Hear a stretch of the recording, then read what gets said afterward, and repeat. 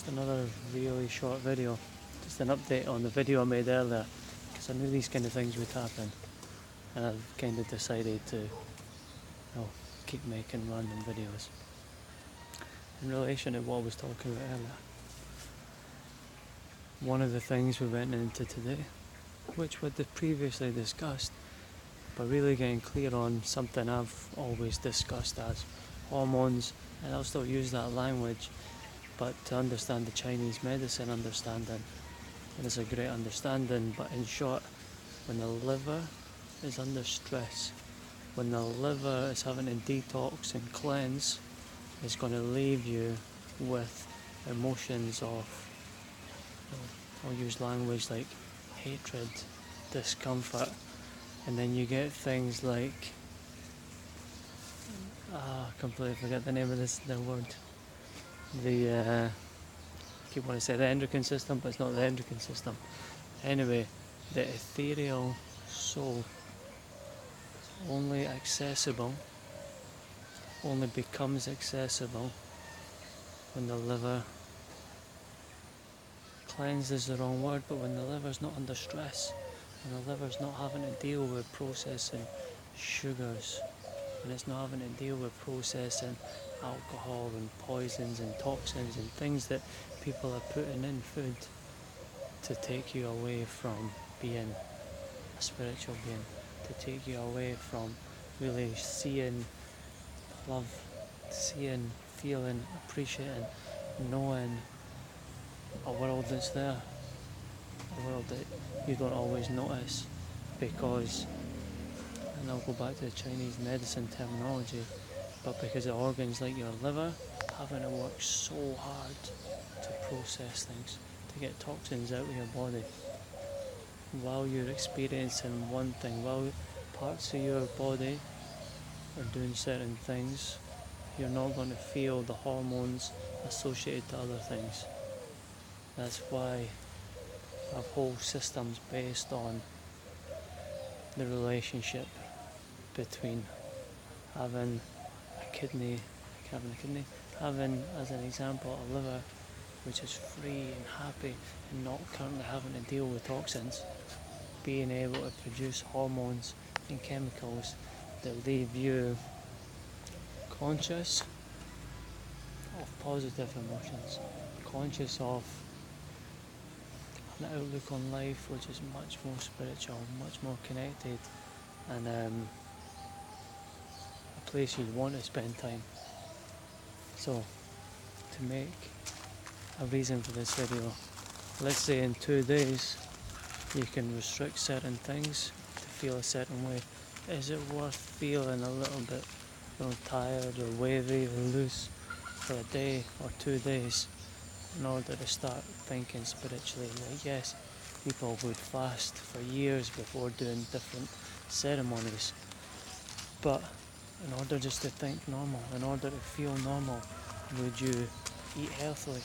And that's why things like keto, like what I've been doing today, getting right back on lots of sprouts, lots of vegetables, not that many vegetables today, with a couple of Ocean Love soups from Sayuri's. Had a soup earlier also from Alchemy from last night with loads of vegetables in it. More reishi mushrooms, spirulina, mung beans, broccoli sprouts. Anyway, I'm not going to sit here listing foods, but just raw living foods again, but raw living foods that breed energy and hormones that's conjoined with happiness. And this Qigong course that I'm on just now with Peter Cooey and Radiantly Alive, and I just thought I'd share this message because it resonated with what's happening right now in relation to how I feel and in relation to current understandings and pieces that I'm putting together. And it's good when that happens. It's good when you see new angles, potentially slightly different language from the Western scientific language that I might normally use, but it all ties this together.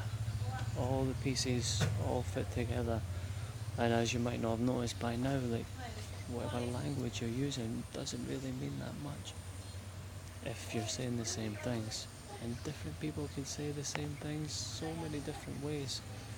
It's a case of what you hear and how you act on the information. Are you hearing something that's positive? Are you hearing something that's allowing you to be empowered? Or are you hearing something that's you're just calling bullshit on straight away? Because if you hear something that empowers you, then you can take empowering action. So in short, like to this video, it's me basically telling whoever, but the fruit cleanse is over now. It was leading to me wanting too many, I'll call it sugars, but too many carbohydrates. The carbohydrates that I was eating were too insulin spiking, even minimal ones, even like cooked food just left me feeling too lethargic. And I will still eat cooked food again, but it'll be for different reasons and it won't be like randomly all the time, but the laziness. I'm really enjoying how I'm eating. It feels fucking good again. It's a nice, clean, cleansed way.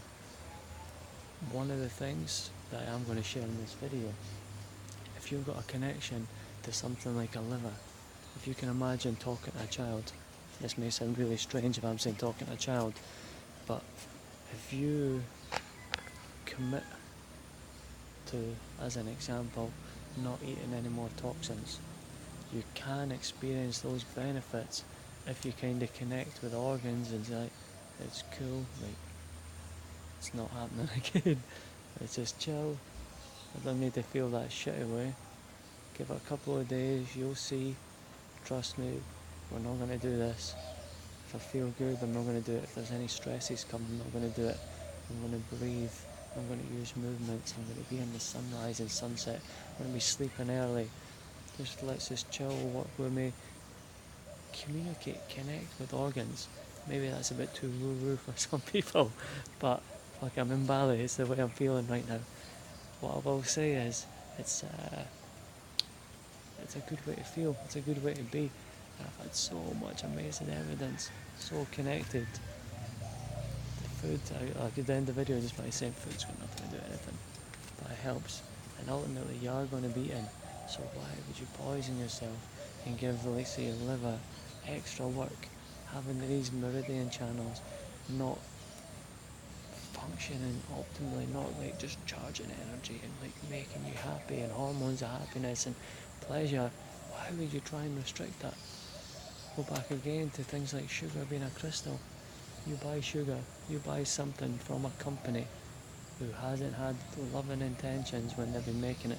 If they're doing it only for profit, they're adding chemicals only for profit. If they're making a sugar crystal, get into your mind and basically, I'm going to be very careful with words, but they take over your mind and have you doing craziness and buying more craziness and just really influenced in a bad way. It's not a good thing.